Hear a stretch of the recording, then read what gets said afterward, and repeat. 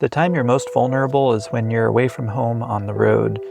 So why not make some simple preparations that will equip you to handle these kind of challenges?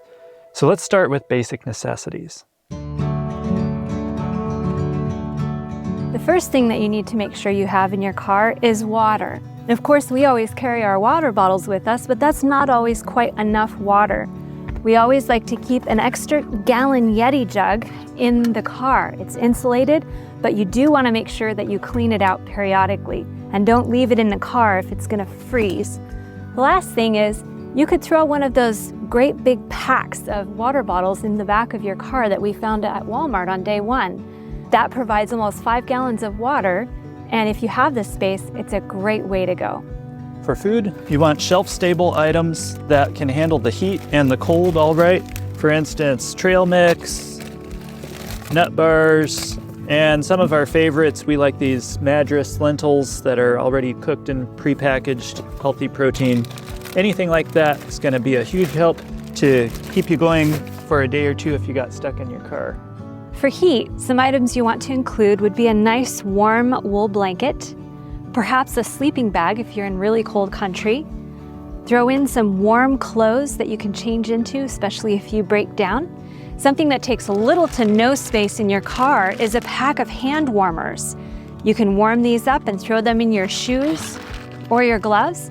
And lastly, make sure you have the proper tools, like maybe a shovel to dig yourself out of a ditch.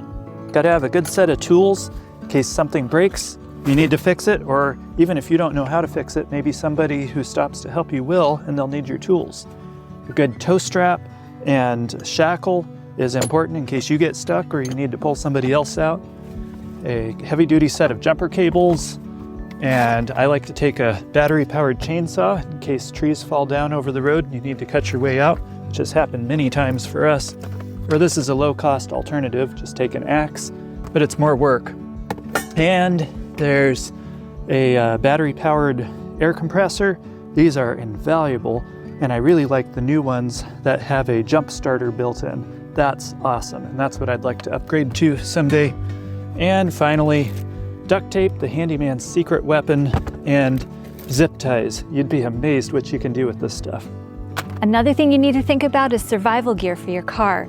A good sheath knife, a life straw, or some way to filter water. A Pharaoh stick is really good, parachute cord, and maybe even a compass or other survival gear that your car should have. For communications, of course, you want to have a phone on hand and a phone charger. And we like to have two-way radios in case we get separated. Also, you can have a CB radio in your car or something like that. That can be useful. The newer iPhones, like iPhone 14 and newer, can do satellite-based SOS messages if you're in an area that doesn't get cell signal. And it's also not a bad idea to have printed maps in your car unless you know the area like the back of your hand. And you can even download Google Maps, a whole region of maps to Google Maps on your phone so that you can use it offline in areas with no signal.